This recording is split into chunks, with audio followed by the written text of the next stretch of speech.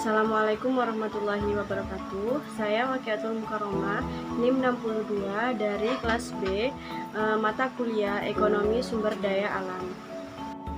Di sini saya akan menjawab 4 pertanyaan dari yang telah diberikan oleh dosen mata kuliah Ekonomi Sumber Daya Alam. Soal yang pertama adalah, apakah Indonesia memiliki banyak cadangan sumber daya alam? Iya atau tidak, dan mengapa, serta jelaskan alasannya.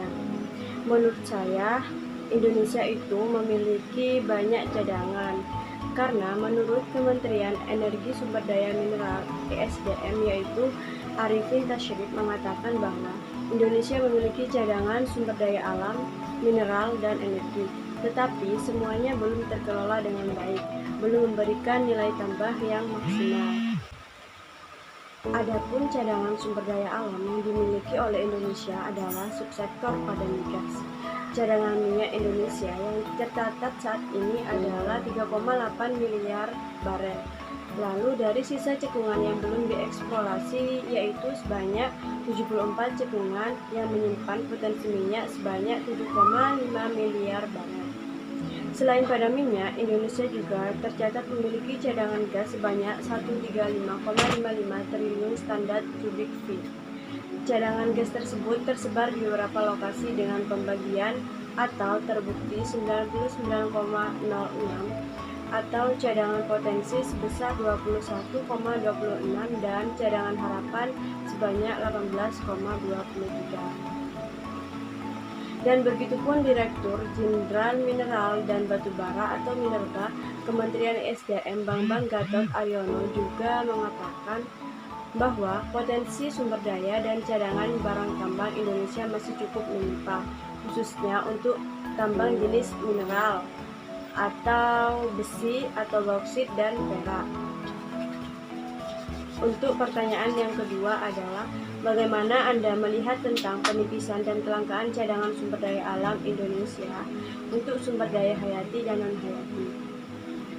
Jika cadangan SDA pada hayati dan non-hayati mengalami penipisan dan kelangkaan, maka cara yang dilakukan adalah yang pertama, selektif, yaitu memilih, menggunakan, dan mengusahakan sumber daya alam dengan sungguh-sungguh untuk kepentingan keberlangsungan kehidupan.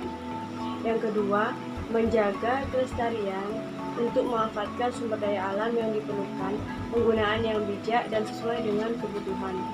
Kemajuan teknologi juga bisa dimanfaatkan untuk menjaga kelestarian sumber daya alam. Sedangkan yang ketiga yaitu perlunya penghematan pada sumber daya alam atau mengurangi bahaya pada eksploitasi besar-besaran terhadap pemakaian sumber daya alam agar tidak cepat rusak.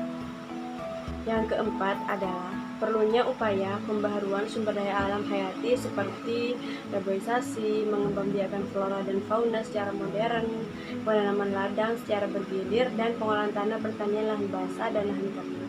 Selain itu, kita bisa juga dengan mengurangi penggunaan air dan bahan-bahan yang tidak ramah lingkungan dan menggunakan alat elektronik sesuai dengan kebutuhan agar sumber daya alam hayati maupun non-hayati tidak mengalami penipisan dan menjadi langka.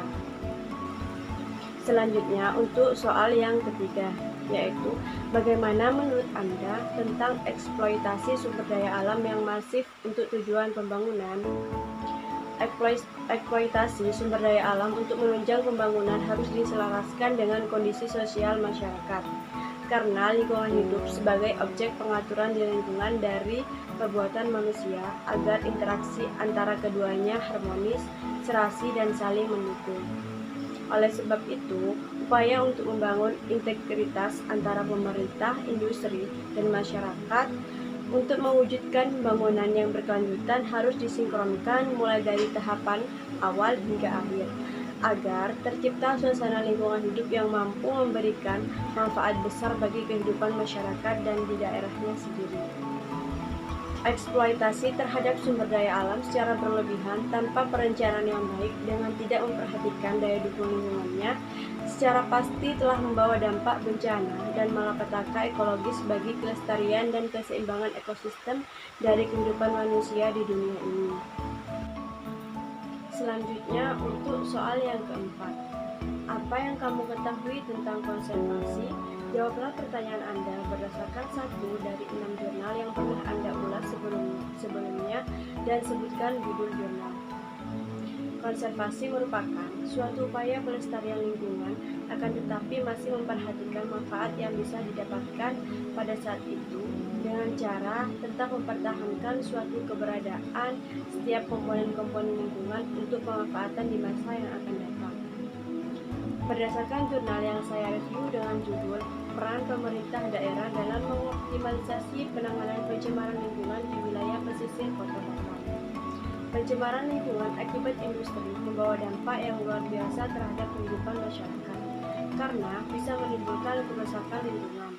Oleh karena itu, perlu penanganan yang serius untuk mengatasinya. Sehingga antara pemerintah, masyarakat, dan lingkungan dibutuhkan hubungan timbal balik yang selalu harus dikembangkan agar tetap dalam keadaan yang serasi dan dinamis.